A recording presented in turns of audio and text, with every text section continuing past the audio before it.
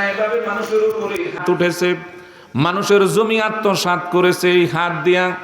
এই হাত দিয়া যত নাফরমানি কাজ আছে দুনিয়ার ভেতরে তোমার এই নাফরমান বান্দা এই কাজগুলি করেছে। হাতে সাক্ষী দেওয়ার পরে পা দুটি আল্লাহকে বলবে, আল্লাহ গো, ওয়া তাশহাদু আরজুলুহুম বিমা কানু ইয়াকসিবুন। আল্লাহ হাতে যা বললো সব সত্যি, তার প্রমাণ আমি এই পা দুটি দিয়ে হেঁটে হেঁটে সমস্ত গুনার স্পটে গিয়েছে তোমার এই নাফরমান বান্দা, আমরা কিছুই বলতে পারি নাই। এবার হাত এবং পা সাক্ষী দেওয়ার পরে আল্লাহ আবার তার জবান ফেরত দিয়ে দিবেন, আবার কথা বলতে পারবে। হাত এবং পা সাক্ষী দেওয়ার পরে ওই নাফরমান পটকা হাত পাকে দোষারোপ করতে থাকবে আর বলতে থাকবে, রে আমার হাত পারে, ওয়াকালু লিজুলুদিহিম লিমা শাহিদতুম আলাইনা, বলে হে আমার অঙ্গ প্রত্যঙ্গ, আমার বিরুদ্ধে আজকে আল্লাহর দরবারে কেন সাক্ষী দিলি? আমি বাঁচার জন্য বহু মিথ্যার আশ্রয় তো নিয়েছিলাম, তোরা তো সাক্ষী দিয়ে আমার সর্বনাশ করে দিলি।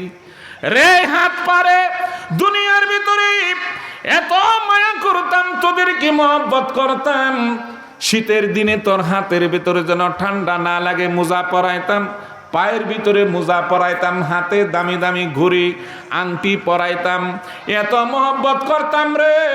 আমি যদি জানতাম কিয়ামতের মাঠে আল্লাহর দরবারে দাঁড়িয়ে আমার বিরুদ্ধে সাক্ষী দিবি, তাহলে দুনিয়াতে তোদের কোনো মায়া করতাম না, মহব্বত করতাম না। কেঁদে ফেলবে হাত এবং পা।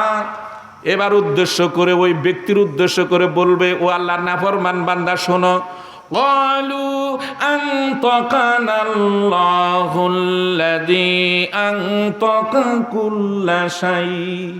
কোলাই না ফরমান, দুনিয়াতে আল্লাহ আমাদের হাত পার জবান বন্ধ করে দিয়া তোর জবান চালু করে দিছিল, আমাদের হাত পাকে তোর তাবেদার বানাই দিয়েছিল, আমাদের দিয়ে যা খুশি তাই করতি, কিছুই বলতে পারতাম না।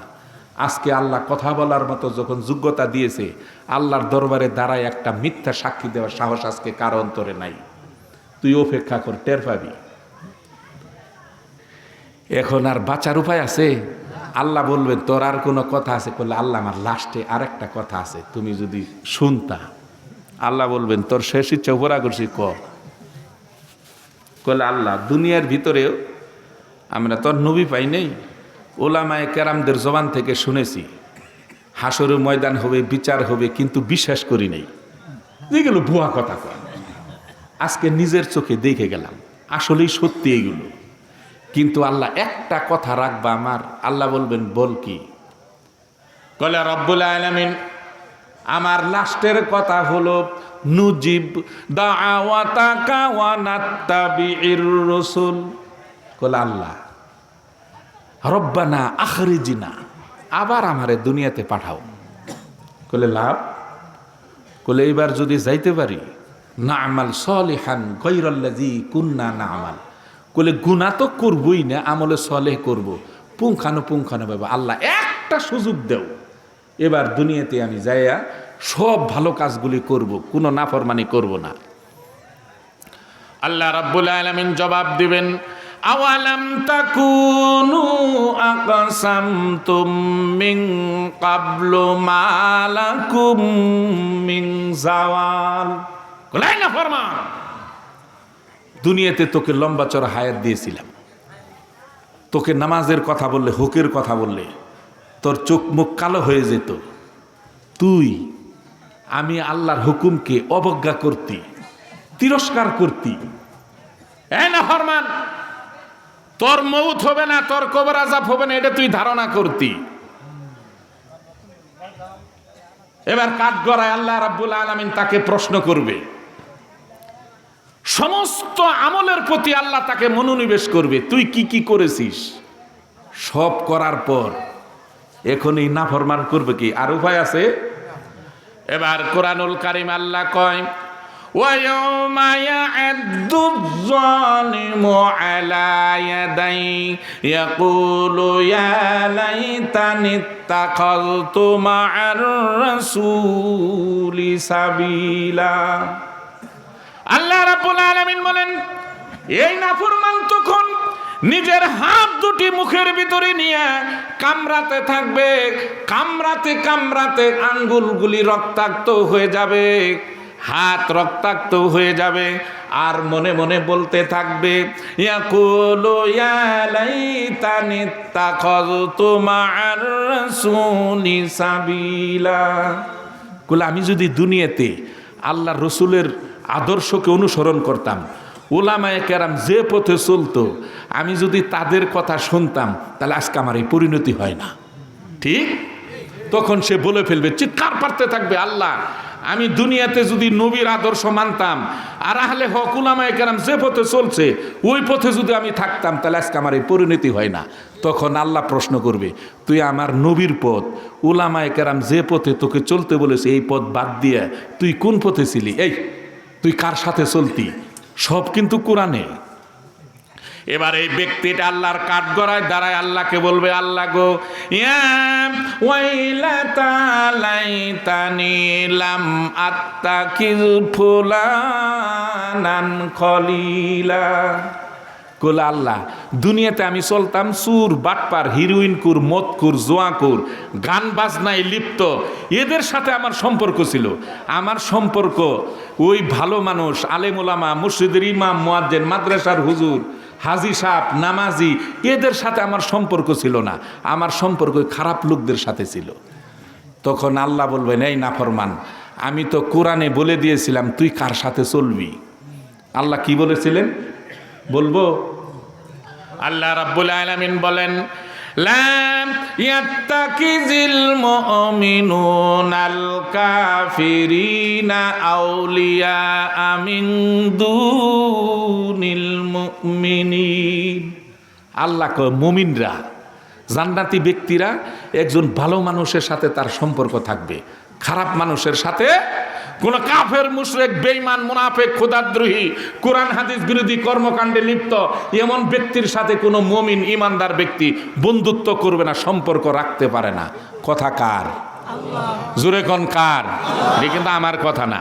আপনি সম্পর্ক, আপনি খেয়াল করে দেখুন, আপনি একটা মসজিদের ইমামের সাথে আপনার সম্পর্ক, আপনি নামাজ পড়েন না, আজান হলে হুজুরে আপনাকে বলবে, ভাই চলেন মসজিদে যায়, আজান হয়ে গেছে। আপনি প্রথম দিন বলুন কি বলে, হুজুর গোসল করি নাই, এই সুতা দিয়ে আপনি গেলেন গা। পরের দিন আবার হুজুরের সাথে আপনার সম্পর্ক, বাজারে দিছে আসরের আজান, হুজুর বলছে চলেন মসজিদে যে, কলে হুজুর এই প্রস্রাব করতে গিয়ে প্রস্রাব ছিটে আসছে কাপড়ে, মানে ওদিনও পার হয়ে গেলেন। তৃতীয় দিন আবার মনে করেন মাগরিবে নামাজ হুজুরের সাথে সাক্ষাৎ, সেই দিন কি কইবেন আপনি? তখন করবেন কি, কলে দূর আজকে হুজুরে কয়দিন ঘুরাইছি, দূর যাই হোক মসজিদে যাই। মসজিদে আইসা আপনি নামাজ পড়া ভিতরটা আপনার একটা মায়া হয়ে গেছে, এখন আজান দিলে আর আপনি ঘরে থাকতে পারেন না, ঠিক?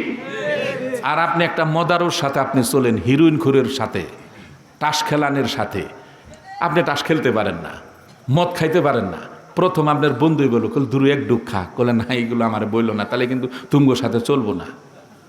প্রথম খান নাই, দ্বিতীয় দিন আবার বইছেন, আরেক দিন বন্ধু বান্ধব সবাই খাইতেছে, কলে তুই খেলা, কলে না আমি এগুলো পারি না, তোমরা করো, আমি মোবাইল টিভি।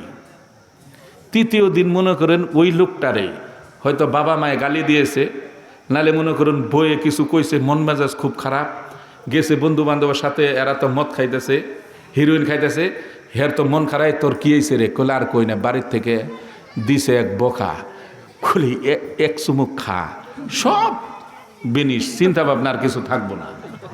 তখন আপনি চিন্তা করলেন, দূর মন মেজাজ খারাপ, খাই দেখি। তৃতীয় দিন মনে করেন এক চুমুক খায় আপনার ভালো লাগে, নিশাখোর হয়ে গেছে, ঠিক? আপনার একজন ভালো মানুষ ভালো জায়গায় নিয়ে যাবে, খারাপ মানুষ খারাপ জায়গায় নিয়ে যাবে। আপনার সম্পর্ক একজন আলেমের সাথে, একজন মসজিদের ইমাম, মুয়াজ্জিন, খাদেমের সাথে, এদের সাথে সম্পর্ক থাকবে, আর আপনারা দেখতেই পারেন না আলেম ওলামারে, ঠিক না? এই আলেম ওলামা আপনাকে জান্নাত পর্যন্ত ঢুকাই দিবে। একটা আলেম, তাফসিরে কাবির আল্লামা ইমাম ফখরুদ্দিন রাজি লেখেন, একটা আলেম কিয়ামতের দিন লক্ষ লক্ষ লোককে সুপারিশ করে জান্নাতে নেওয়ার অনুমতি আল্লাহ দিবেন, যাদের জন্য জাহান্নাম সাব্যস্ত। এই ক্ষমতা আল্লাহ আলেমকে দিবে।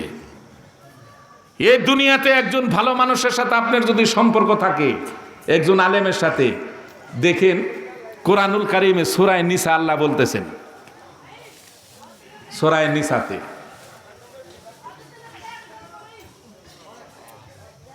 আয়াতটা মনে হচ্ছে না, যাই হোক, আল্লাহ পাক রব্বুল আলামিন এই ব্যক্তিকে কিয়ামতের মাঠে, একটা নাফরমান ব্যক্তিকে যখন আমলনামা আল্লাহ করবেন কি ওজন করবেন, দেখা গেল নেকি 5,000 গুনাহ 10,000, লোকটা কই যাবে? জাহান্নামে না? সাথে সাথে ওই লোকটা শুইনে চিৎকার পারতে থাকবে, তার কান্নাকাটি শুইনা আল্লাহ বলবেন এই কাদস কেন? বলে আল্লাহ আগুনের ভয়ে ভুল করে ফেলেছি, গুনাহ করেছি। আল্লাহ শুধু বলবে, তাফসিরে কাবির আল্লাহ ইমাম ফখরুদ্দিন রাজি কয় যে ওই লোকটাকে আল্লাহ বলবে তুই সাইডে দাঁড়া, সাইডে দাঁড়ায় থাকবে। কিছুক্ষণ পরে আল্লাহ পাক রব্বুল আলামিন এই ব্যক্তিকে জিগাইবে যে দুনিয়াতে আমার কোনো ভিআইপি লোকদের মনে হয়েছে, মিনান নাবিয়্যিনা ওয়াস সিদ্দিকিনা ওয়াস শুহাদাই ওয়াস সালিহিন। আল্লাহ বলবেন এই 4 প্রকার ভিআইপি আমার, এই 4 প্রকার ব্যক্তির সাথে একটা লোকের সাথে তোর দুনিয়াতে মহব্বত খাতির ছিল কিনা ক। 1 নাম্বার ভিআইপি আমার হলো মিনান নাবিয়্যিন, আল্লাহ বলবেন নবী রাসূল। দ্বিতীয়ত হলো সিদ্দিকিন, সত্যবাদী, সত্যবাদীর সর্দার হলো আবু বকর সিদ্দিক। তৃতীয় নাম্বার হলো অসহাদা, শহীদান, শহীদানের সর্দার আমির হামজা। আর ওয়াসসালিহিন, চতুর্থ প্রকার ভিআইপি হলো উলামায়ে কেরাম। সুবহানাল্লাহ কোন। এখানে আর কোনো ব্যক্তির কথা আল্লাহ বলে নাই। আল্লাহ কোরআনে সূরা নিসাতে বলে দিয়েছেন মিনান নাবিয়্যিনা ওয়াস সিদ্দিকিনা ওয়াস শুহাদাই ওয়াস সালিহিন। এই আমার ভিআইপি হলো, আমি আল্লাহর ভিআইপি হলো 4 জন। কয়জন? আল্লাহ তখন এই জাহান্নামী ব্যক্তিকে বলবে এই 4 প্রকার ভিআইপি থেকে কোন প্রকার ভিআইপির সাথে তোর মহব্বত ছিল কিনা ক। তখন ওই ব্যক্তিটা আল্লাহকে বলবে আল্লাহ আমি নবী রাসূল পাই নাই, আমি আবু বকর সিদ্দিকের সাক্ষাৎ পাই নাই, আমির হামজার সাক্ষাৎ পাই নাই, কিন্তু আল্লাহ চতুর্থ প্রকার যে আপনার ভিআইপি উলামায়ে কেরাম, আমগো মসজিদের হুজুরের সাথে আমার খুব মহব্বত ছিল, হুজুর যা বলতো ওইটা আমি শুনতাম, মসজিদে গিয়ে বয়ান শুনতাম, তদ অনুযায়ী আমল করতাম। আল্লাহ আমি হুজুরকে বেশি মহব্বত করতাম। আল্লাহ বলবেন তোর মসজিদের ইমামের নাম কি? হুজুরের নাম কি জানি? ইকবাল হুসাইন হুজুর। কইল ইকবাল হুজুর? কইলে আমি কিন্তু হাজির করব ইকবাল রে। তখন আপনি বলবেন আল্লাহকে, আল্লাহ হাজির করেন। সাথে সাথে আল্লাহ ইকবাল হুজুরকে বলবে ইকবাইল কোন, সাথে সাথে ইকবাল হুজুর আল্লাহর দরবারে গিয়ে হাজির। আল্লাহ বলবেন মৌলানা ইকবাল দেখো তো তুমি আমার এই বান্দাটারে চিনো কিনা? সাথে সাথে তাকায় হুজুরে দেখবে এটা তো আমার মসজিদের পূর্ব পাশে বাড়ি ছিল। বলে আল্লাহ একে আমি চিনি, আমার মসজিদের সদস্য ছিল, আমার মুসল্লি। হুজুর আমাকে খুব মহব্বত করতো, এই ব্যক্তি আমাকে ভালোবাসতো, আল্লাহ কোনোদিন বিরোধিতা করে নাই। আল্লাহ গো মনের ভুলে কিছু ভুল করে ফেলেছে, আপনি তারে মাফ করে দিন আল্লাহ। শালি এই কথাটাই বলবে। আমি যদি বানোয়াট কথা বলে থাকি হুজুর করে মর্তবা বাড়ানোর জন্য, তাহলে আল্লাহ আমার জিহ্বাটা কেটে দিবে, কারণ ফালতু কথা বলার অভ্যাস আমার নাই। আল্লাহ মনের ভুলে কিছু অপরাধ করে ফেলেছে, আপনি মাফ করে দিন। আপনি মাফ না করলে কে করবে আল্লাহ? আলেম যখন আপনার সম্পর্কে সাক্ষী দিবে যে আমারে মহব্বত করতো, আমি তারে চিনি, সাথে সাথে ওই জাহান্নামের হাত থেকে আমল নামাটা আল্লাহ ফেরত নিয়ে আল্লাহ ওই মৌলানারে বলবেন মৌলানা ইকবাল তুমি তার আমল নামায় একটা সাক্ষী হও, সাইন দাও যে তোমারে দুনিয়াতে মহব্বত করতো। তখন ওই মৌলানা একটা সাইন দিয়ে দিবে। সাথে সাথে আল্লাহ এই আমল নামাটা হাতে নিয়ে আল্লাহ মোহরে সিল লাগাই দিয়ে জাহান্নামের হাতে ধরাই দিয়ে বলবেন তুমি আমার জান্নাতে চলে যাও। আল কোরআন দেখছেন আলেম ওলামাদের সাথে মহব্বত রাখবেন কেমনে শুনেন। একজন আলেমকে একটা হাদিয়া তোহফা দিলেন, এই হাদিয়া তোহফাটাও মনে করেন আপনার জান্নাতের কারণ হয়ে যাইতে পারে। একটা মসজিদ আজকাল তো মনে করেন আপনাদের এইখানে না, একটা মসজিদের ইমাম মুয়াজ্জিন যে বেতন দেন, এই বেতন দিয়ে একদিনের বাজারের পয়সা না, ঠিক? কিন্তু এটা কিন্তু ঠিক না, এটা কিন্তু আপনারা অন্যায় করতেছেন। একজন মসজিদের ইমাম সর্বোচ্চ সম্মান দেওয়া প্রত্যেক ব্যক্তির মহল্লার কর্তব্য। তার কারণ হলো হে আপনাদের নেতা, সে আপনাদের নেতা সর্বোচ্চ। এই যে 3,000 4,000 5,000 টাকা বেতন দিই, কোনোদিন কি খোঁজ নিয়েছি হুজুর আজকে কি বাজার করছেন, খাইছেন?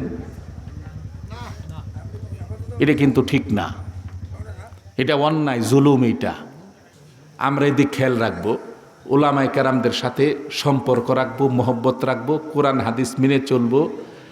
নামাজ, আপনি একটা জিনিস খেয়াল রাখবেন, এই দুনিয়াতে আপনি যত ইবাদত করেন, আপনি যদি এই কাবা ঘরটাও বানাই দেন, মসজিদের নববীটাও যদি আপনি বানাই দেন, এক ওয়াক্ত নামাজের সমান হবে না। আপনি সারা রাত দুনিয়া মসজিদ বানাই দিলেন, আপনি নিজে নামাজ পড়েন না, 2 রাকাত ফজরের সমান হবে না। যার জন্য যত কষ্ট হোক, যত কিছু হোক, আজ থেকে 5 ওয়াক্ত নামাজ আমরা জামাতে আদায় করব, তাছাড়া তো কোনো গতি নাই। কে কে রাজি আছে? বলে নারায়ে তাকবীর, নারায়ে তাকবীর। সম্মানিত মুসল্লিয়ান, 2.5 ঘন্টা প্রায় হয়ে গেছে। আমি এতক্ষণ কথা এখন বলি না, আজকে অনেক কথা বলে ফেলেছি। আপনারাও চাতক পাখির মতো কোরআনের কথা শোনার জন্য বসে আছেন। কোরআনের মহব্বত আমার